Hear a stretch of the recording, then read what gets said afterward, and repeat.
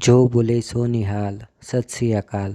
गुरु नानक देव जी कथा अध्याय 3 सत्य का जन्माकार। कथा शुरू करने के पहले यहाँ पे जो भी वाहेगुरु जी के प्रति श्रद्धा रखते हैं कृपया वाहेगुरु कमेंट कीजिए। Thank you. अभी हम शुरुआत करते हैं सत्य का जन्माकार। सन 1469 में जब अलग पाकिस्तान अस्तित्व में नहीं था तब लाहौर ज़िले के नज़दीक तलवंडी गांव में गुरु नानक जी का जन्म हुआ। इस अवसर पर यह आश्चर्य देखा गया कि नवजात शिशु मुस्कुरा रहा है, जबकि आमतौर पर बच्चा पैदा होते ही रोता है। लोगों को कुछ समझ में नहीं आ रहा था कि आखिर माजरा क्या है, कारण लोगों को उस मुस्कुराहट की पहचान नहीं थी। बिना पहचान के लोग असलियत समझ नहीं पाते और तरह तरह के अनुमान लगाते हैं। नानक जी के जन्म दिवस पर भी यही हुआ। जब कोई घटना इंसान के जीवन से मेल नहीं खाती या अलग देखी जाती है तब कई सारे अनुमान लगते हैं। किसी में घबराहट पैदा होती है, किसी को वह घटना अनर्थ लगती है, किसी को उसमें कुछ गलती नज़र आती है, किसी में डर की भावना पनपने लगती है या किसी को आश्चर्य महसूस होता है। नानक जी के जन्म पर बिल्कुल ऐसी ही स्थिति उत्पन्न हुई थी। तुरंत फुरत उस वक्त के सभी जानकार ज्योतिषियों को बुलाया गया, जिनमें हरदयाल नामक ज्योतिषी भी शामिल थे। उन्होंने बालक का चेहरा पढ़कर ज्योतिष शास्त्र के आधार पर बताया कि यह तो बहुत अच्छा शगुन है और शुभ भी है। बच्चे का यूँ मुस्कुराना संकेत है कि यह आगे चलकर बहुत बड़ा महापुरुष बनने वाला है। सभी इसका आदर करने वाले हैं। यह कोई घबराने वाली नहीं बल्कि उत्सव मनाने वाली शुभ घड़ी है। यह बहुत तेजस्वी बालक है और इसकी कीर्ति समस्त मानव समाज में कस्तूरी के समान फैलेगी। ज्योतिषी की भविष्यवाणी सुनकर नानक जी के पिता कालू मेहता को थोड़ी राहत महसूस हुई। कालू मेहता पटवारी थे, पैसों का हिसाब किताब करते थे, जिसे आज की भाषा में सीए यानी चार्टर्ड अकाउंटेंट कहा जाता है। वे चाहते थे कि उनका बेटा भी बड़ा होकर मुनीम पटवारी बने, खेतों की देखभाल करे, हिसाब किताब करे और पुश्तैनी कारोबार को संभालकर आगे बढ़ाए। हर पिता की चाहत होती है कि उनका बच्चा अपने कुल का नाम रोशन करे या ऐसा कार्य करे जिससे परिवार की प्रतिष्ठा बढ़े। नानक जी के मामले में भी ऐसा ही हुआ, मगर उनके पिता की चाहत के अनुसार नहीं बल्कि ईश्वर की चाहत के अनुसार हुआ। अतः नानक जी के पिता के सारे अनुमान गलत सिद्ध हुए। उनके दृष्टिकोण से नाम रोशन करने और प्रतिष्ठा प्राप्त करने की परिभाषा अलग थी। वे सोचते थे कि बेटे ने उनके कारोबार में हाथ बटाया, कारोबार बढ़ाया तो ही उनका नाम रोशन होगा। लेकिन नानक जी को सांसारिक बातों में नहीं बल्कि आध्यात्मिक बातों में ज़्यादा रुचि थी। इसलिए कालू कल्याण चंद मेहता कुछ सालों बाद दुखी रहने लगे। नानक जी के गांव में कई साधु संत आया करते थे, जिनका आदर सत्कार किया जाता था। हर गांव में ऐसा नहीं होता, लेकिन कुछ गांवों में साधु संतों का ज़्यादा सत्कार होता है। तलवंडी ऐसा ही गांव था, जिस कारण बचपन से ही गुरु नानक जी को कई साधु संतों की संगत मिली।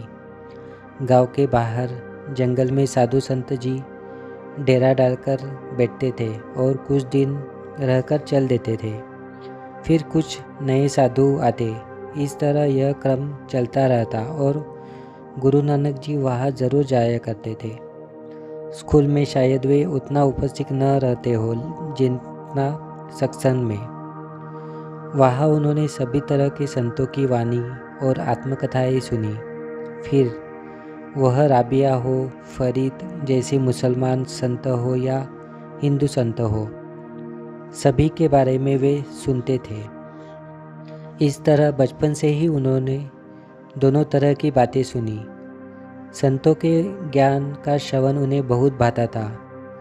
5 साल की उम्र में जब उन्हें स्कूल भेजा गया तब से ही वे सच्चे सीखने वाले थे, यानी उनका सीखना तब से जारी था। सीखना क्या होता है यह कोई नानक जी से सीखे। छोटी उम्र में ही वे अपनी स्लेट पर गुरु ग्रंथ साहिब उतारने लगे। जिस तरह 25 साल की उम्र में पैगंबर मोहब्बत के द्वारा कुरान लाई गई, उसी तरह गुरु नानक जी के द्वारा गुरु ग्रंथ साहिब आना शुरू हुआ। अभी सुनते हैं गुरु नानक देव जी के बचपन का दौर। बालक नानक देव जी 5 साल के हो गए थे तब वे अपनी आयु के बालकों के साथ खेलने लगे, परंतु नानक जी के खेल अलग प्रकार के होते थे। वे आसन जमाकर बच्चों का संग बनाकर ज्ञान गोष्ठियाँ करते थे, जो कि सब बच्चों को बहुत रुचिकर लगती थी। आसपास के समस्त बच्चे नानक जी के नेतृत्व में रहने लगे। नानक जी खेल खेल में अपनी उम्र के बच्चों को मार्गदर्शन करने लगे तथा समानता, प्रेम, सत्य और वीरता का पाठ पढ़ाते, जिससे बच्चों में झगड़ा नहीं होता था। इसी कारण नानक जी सभी को बांटते थे। माँ द्वारा दी गई खाद्य सामग्री नानक सभी बच्चों में बांट देते थे तथा छीना झपटी नहीं होने देते। इस प्रकार प्रेम, आनंद, मौन के साथ समय बीतने लगा और नानक जी बड़े होने लगे। नानक जी के पिता ने उनकी शिक्षा का प्रबंध पंडित गोपाल दास की पाठशाला में कर दिया। नानक जी अपने सहपाठियों के साथ प्रतिदिन देवनागरी की वर्णमाला सीखने लगे। वे एक बार में ही सब कुछ कंठस्थ कर लेते थे, जबकि दूसरे बच्चों को एक एक अक्षर सीखने में कई दिन लगते थे। पंडित गोपाल दास जी नानक जी की प्रतिभा और तीक्ष्ण बुद्धि से बहुत प्रभावित हुए। स्कूल में पढ़ाई के दौरान जब सभी बच्चों को क, ख, ग और अ, आ, ई पढ़ाया जा रहा था, तब नानक जी ने अपने शिक्षक से मासूमियत भरा सवाल पूछा कि अ का अर्थ क्या होता है। उस समय उनकी उम्र सिर्फ 5 साल थी। उनका सवाल सुनकर शिक्षक को आश्चर्य हुआ, क्योंकि आज तक किसी भी बच्चे ने इस प्रकार का सवाल नहीं पूछा था। कुछ सोचकर ही शिक्षक ने कहा, बेटा नानक, अ तो अक्षर मात्र है, जो कि दूसरे अक्षरों से योग कर वाक्य की उत्पत्ति करता है। कुछ ही पलों बाद शिक्षक ने देखा कि नानक जी अपनी स्लेट पर कुछ लिख रहे हैं। शिक्षक ने उन्हें से अपनी स्लेट दिखाने को कहा, लेकिन वे स्लेट लेकर शिक्षक के पास नहीं आए। अब जब शिक्षक ने स्वयं उनके पास जाकर देखा तो स्लेट पर अ के साथ लिखा था, अ एक है ईश्वर जिसने सारी दुनिया बनाई। एक है वह जिसे सतनाम कहा जाता है। इससे आप समझ सकते हैं कि जब दैवी प्रकाशन हुआ तब सतनाम यह शब्द आया। उस स्लेट पर जो पहली पंक्ति लिखी गई उसे पढ़ने वाला पहला इंसान वह शिक्षक ही था। जैसे पैगंबर मोहम्मद के द्वारा उतरी पवित्र कुरान को सबसे पहले उनकी पत्नी खदीजा ने पढ़ा था। शिक्षक को स्लेट पर लिखी सत्य की पंक्ति पढ़कर आश्चर्य हुआ कि इतना छोटा सा बच्चा ऐसी पंक्ति कैसे लिख सकता है। छोटे नानक जी की प्रतिभा देखकर शिक्षक प्रतिदिन उसका निरीक्षण करते थे। शिक्षक ने पाया कि यह बच्चा स्कूल में अक्सर शांत ही रहता है, जैसे स्कूल का कमरा उसके लिए अध्ययन कक्ष कम और मौन कक्ष ज़्यादा हो। नानक जी की स्लेट पर लिखी आध्यात्मिक पंक्ति पढ़ने के बाद शिक्षक के मन में नानक जी के लिए आदर की भावना जागृत हुई। चूँकि कालू मेहता की तरफ से नानक के शिक्षकों और घरवालों को यह आदेश था कि इस बच्चे को पढ़ाया जाए, था इस पर विशेष ध्यान भी रखा जाए, क्योंकि यह घर के दरवाजे पर आए हुए साधु संतों के बिना किसी से पूछे कुछ न कुछ दे देता है। अतः उनके पिता की बात पर सभी ने हामी भरी। नानक जी शिक्षक गोपाल दास ने नानक जी को समझाने हेतु बताया कि यह सब तो ठीक है, मगर तुम्हें अभी बहुत बड़ा होना है, गणित सीखना है, पिताजी का कारोबार संभालना है, सफल होना है, धन कमाना है। उसके लिए अभी अपनी पढ़ाई पर ध्यान दो। जो बताया जा रहा है वह भी सीखो। इस पर नानक जी ने शिक्षक से सवाल पूछा, यह सीखकर हमें क्या मिलने वाला है? क्या मोक्ष मिलेगा? दरअसल नानक जी ऐसे शब्द उन साधु संतों से ग्रहण करते थे जो गांव में आते जाते थे।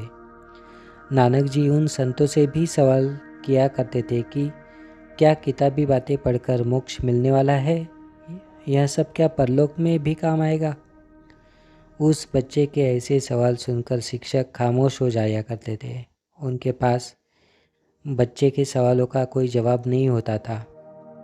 कक्षा में अलग अलग शिक्षक पढ़ाने आते थे। वे देखते थे कि नानक जी का ध्यान पढ़ाई में कम और आसमान की ओर एकटक निहारने में ज़्यादा रहता है। ऐसे में शिक्षक जब उससे पूछते कि तुम पढ़ क्यों नहीं रहे हो, तो वह जवाब देता, मैं तो पढ़ ही रहा हूँ। हालांकि यह जवाब सोचने लायक था कि भला आसमान में कोई बच्चा क्या पढ़ रहा होगा। दरअसल बचपन से ही उस बालक में महा आसमानी ज्ञान उतर रहा था। वहाँ जो विचार चल रहे थे, चारों तरफ जो बातें देखी जा रही थी, वे सब छोटी उम्र से ही नानक जी में उतर रही थी। सभी और जो संकेत आ रहे थे वे यही दर्शाते थे कि उनकी आगे यात्रा होने वाली थी। कुछ भाषाओं का अभ्यास भी होना था। ये सब देखकर उनके पिता कालू मेहता ने ज्योतिषी हरदयाल से शिकायत की कि नानक के लक्षण ठीक नहीं है, पढ़ाई लिखाई में इसका बिल्कुल ध्यान नहीं है। तब हरदयाल ने उनके पिता को तरकीब बताई थी कि इसे आगे संस्कृत पढ़ाओ, जिसमें शास्त्र, वेद, उपनिषद है। इसे वे बातें पसंद है। जब वह उसकी पसंदीदा बातें पढ़ेगा तो पढ़ाई में उसका मन लगा रहेगा। इसलिए उसे संस्कृत की पाठशाला में भेजो। हरदयाल जी की सलाह पर तुरंत अमल किया गया, जिसके परिणाम स्वरूप नानक जी के शिक्षक बदल गए और उन्हें संस्कृत के शिक्षक बैजनाथ के पास भेजा गया। बैजनाथ जी जो को भी इस बात का आश्चर्य था कि बच्चा इतनी जल्दी कैसे सीख पा रहा है। लोग तो संस्कृत सीखने में सालों साल लगा देते हैं, और यह बालक है कि कुछ ही महीनों में ऐसे कैसे सीख चुका। अगर कोई पूरे 100% ध्यान लगाकर काम करता है तो वह बहुत जल्द सब कुछ सीख सकता है, और यदि कोई अपने काम में सिर्फ आधा ध्यान लगा पाता है तो वह आधी रफ्तार से आधा सीखता है। नानक जी में बचपन से ही अपने काम पर 100% ध्यान लगाने का गुण था। नानक जी की माँ का नाम तृप्ता था। वे उसे बहुत प्यार किया करती थी। वे चाहती थी कि नानक जी अपने पिता की बात माने। पिताजी जो कह रहे हैं वही करें। पिताजी तो चाहते थे कि उनका बेटा कारोबार संभाले, मगर नानक जी ऐसा कुछ नहीं चाहते थे। उस वक्त उनकी सोच और चाहत अलग थी। वे तो संसार की बातों से परे होकर सोचते रहते कि जल्द से जल्द उच्च ज्ञान, असली ज्ञान, वास्तविक ज्ञान प्राप्त करें। पिताजी के टोकने पर वे उन्हें यही कहा करते थे कि मुझे ऐसा ज्ञान पढ़ना है जो परलोक में भी काम आए। नानक जी के ऐसी अतार्किक बातों से परेशान होकर पिताजी ने उन्हें वैद्य को भी दिखाया कि कहीं कुछ गड़बड़ तो देख लीजिए। वैद्य जी ने जब नानक जी की नब्ज देखी तो नानक जी ने वैद्य जी को सवाल पूछा, आप क्या देख रहे हैं? वैद्य ने कहा, मैं शरीर की नब्ज देख रहा हूँ, जिसे पता चलेगा कि कहाँ रोग है, कहाँ तकलीफ है। इस पर नानक जी ने वैद्य से पूछा कि शरीर का रोग नब्ज से पता चलता है तो क्या आत्मा का दुख भी पता चलता है? वैद्य ने कहा, शरीर को जो रोग है वही पता चलता है। तब नानक ने गंभीरता से कहा, शरीर को तो कोई रोग नहीं है, मेरी तो आत्मा को दुख है जो परमात्मा से अलग हो गई है। क्या आप उस दुख को ख़त्म कर सकते हैं? इस पर वैद्य ने उनके पिता से कहा, आपके बेटे को कोई रोग नहीं है, जो भी इलाज है उसके भीतर है, जिसे वह स्वयं ढूंढ लेगा। यह कहकर वैद्य चले गए। इस प्रकार समय के प्रवाह के साथ नानक जी जैसे जैसे बड़े होते गए, वैसे वैसे उनकी बातों से आसपास के लोग प्रभावित होने लगे। अगले अध्याय में हम लोग सुनेंगे जनेऊ संस्कार।